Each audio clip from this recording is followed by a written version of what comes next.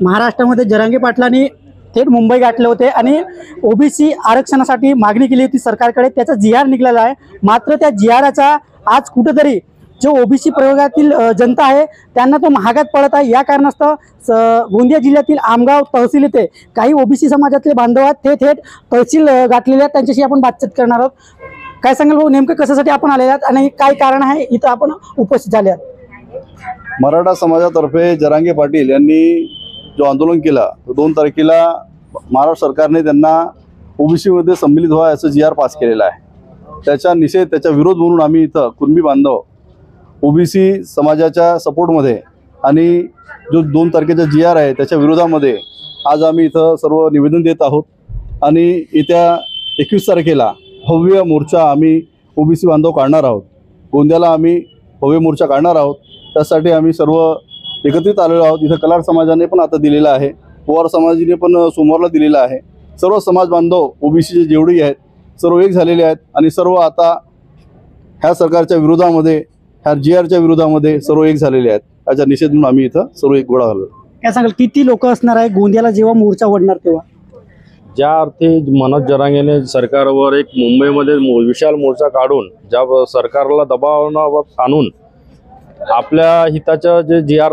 त्यांनी मंजूर करून घेतलं त्याच्या विरोधामध्ये आज सकल समाज ओबीसीच्या द्वारे कुणबी समाजाच्या वतीने आपण आज इथे तहसीलदारामार्फत सरकारला एक निवेदन देण्यात येत आहे की ह्या ओबीसी समाजामध्ये अन्य कुठल्याही जाती किंवा नेत्यांना समायोजन आपल्या जातींना समायोजन करू नये। ज्या ते मराठा जर या ओबीसी मध्ये समावेश झाला तर येणाऱ्या दिवसामध्ये ओबीसीवर जे गदारोळ होईल, राजकीय आरक्षण, शैक्षणिक आरक्षण आणि विविध योजनाच्या आरक्षणाच्या जो तुटवडा जो आपल्या ओबीसी बांधवावर पडेल त्याचा दुष्परिणाम भविष्यामध्ये येणाऱ्या पिढीला जाणवेल। त्याकरिता ही लढाई आजही लढणं हे काळाची गरज आहे। ज्या पद्धतीने जरांगे पाटलाच्या एका मोर्चाने जे सरकार दणाणली आहे, त्यांना असं वाटतंय की या समाज खूप मोठ्या प्रमाणात आहे, परंतु ओबीसी कितीतरी त्या 3 पटीने आज 4 पटीने म्हटलं तर वावगं ठरणार नाही। आणि सर्वात अगोदर तर जर मनोज जरांगेंना जर वाटतंय की आपल्याला राजकीय आरक्षण किंवा शैक्षणिक आरक्षण मिळावं, त्याकरता त्यांनी सरकारवर सर्वात अगोदर तर माझ्या मते जातीनिहाय जनगणनेची मागणी करायला पाहिजे। कारण की जिसकी जितनी संख्या भारी उसकी उतनी भागीदारी। आज ओबीसी समाज कुठेतरी 52% आहे आणि 52% वरून त्याला 52% तरी आरक्षण मिळतो का, हा सर्वात मोठा प्रश्नचिन्ह इथे राहिलेला आहे। म्हणून मी या महाराष्ट्र सरकारला विनंती करेन की आधी सर्वात अगोदर जर कुणाच्या करायचे असेल तर जातीगत जनगणना करा, नंतर मग जे तुम्हाला आरक्षण द्यायचे त्या पद्धतीने त्यांच्या वाटणीनुसार द्या। बघितल्यात आपण मनोज जरांगे पाटील यांनी थेट मुंबई गाठली होती। मात्र तो जी.आर. निघालेला आहे। त्यांना ओबीसी समाजामध्ये प्रविष्ट न करण्याकरिता हा आंदोलन पुन्हा ओबीसी समाज आज उठवताना दिसत आहे। काय सांगाल भाऊ, आज गोंदिया जिल्ह्यामध्ये आंदोलन होणार आहे, किती नागरिक असणार आहे आणि नेमकं कसं वळण जाणार आहे समाजाच्या त्याकडे? आम्ही ह्या ठिकाणी गेल्या कित्येक पिढ्यापासून कुणबीमधून ह्या ठिकाणी वास्तव्य करीत आहोत आणि विदर्भातले कुणबी आणि पश्चिम महाराष्ट्रातले मराठा असा एक अगोदरपासून भेद होता। त्या भेदाला त्यांनी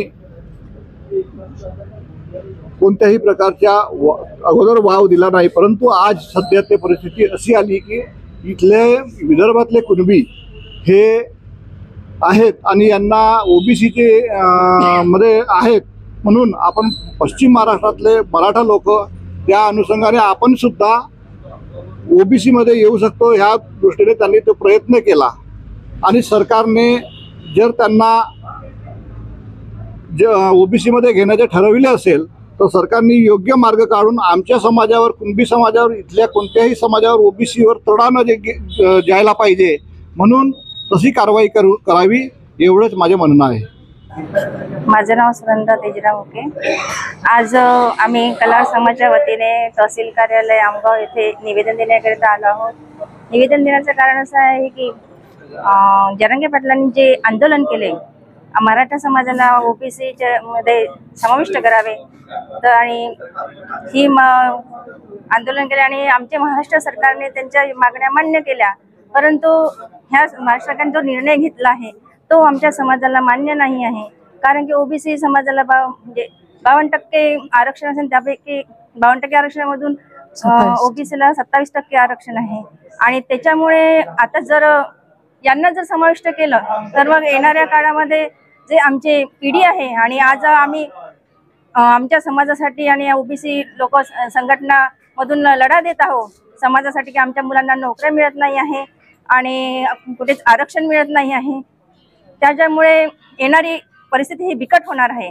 म्हणून आजच आम्हाला सर्वांना एकत्रित येऊन आपल्या समाजाबद्दल आणि आपल्या ओबीसी संघटना एकत्रित येऊन लढा द्यायचा आहे. आणि ही आज काळाची गरज आहे. जर आम्ही आज लढलो नाही तर येणारी पिढी आम्हाला प्रश्न विचारणार की तुम्ही आमच्यासाठी काय केले. म्हणून सर्वांनी एकत्रित यायचं आहे आणि आपला आरक्षण वाचवायचं आहे. एवढंच.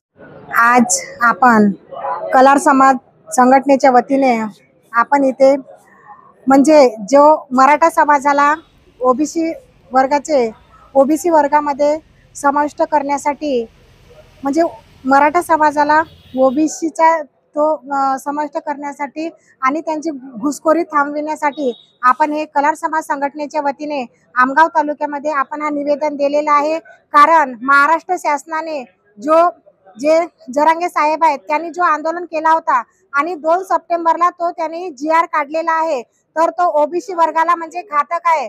कारण ते ओबीसी आपल्या मराठा समाज आपल्या ओबीसी समाजामध्ये समाविष्ट होईल तर ओबीसी वर्ग हा म्हणजे ओबीसी वर्गाला काही आरक्षण मिळणार नाही. आणि ओबीसी वर्गाला 52% आरक्षण असून 27% आरक्षण मिळत आहे. तरी पण आपल्या हा मराठा समाजाला ते समाविष्ट करतील तर आपली ही समोरची पिढी आपली हे धोक्यात येईल आणि समोरची पिढीचे भविष्य जे आपले भविष्य आहे ते धोक्यात येणार नाही. या उद्देशाने आपण हा इथे म्हणजे निवेदन दिलेलं आहे. आणि त्यांचे ज्या नोकऱ्या आहेत, त्या राजकीय क्षेत्र आहे, शैक्षणिक म्हणजे जे शैक्षणिक आहेत, शिक्षणाचे आपले ज्या मूलभूत गरजा आहेत त्या धोक्यात येतील. या उद्देशाने आपण या संघटनेच्या वतीने कलार समाज संघटनेच्या वतीने हे आपण निवेदन सादर केलेले आहे. तर आपण महाराष्ट्र शासनाला सांगू इच्छितो की आपले आरक्षण धोक्यात येणार नाही आणि यांच्याकडे लक्ष द्यावे. बघितला कशा प्रकारे आमगाव येथील नागरिक आहेत आणि थेट मुख्यमंत्र्यांना यांनी पत्र लिहिलेले आहेत की जे ओबीसींना आरक्षण यामधून मराठ्यांना देऊ नये, या कारणाने यांनी मोठा पवित्रा घेतलेला आहे. सरोज कावडे, न्यूज प्रभात मीडिया, गोंदिया.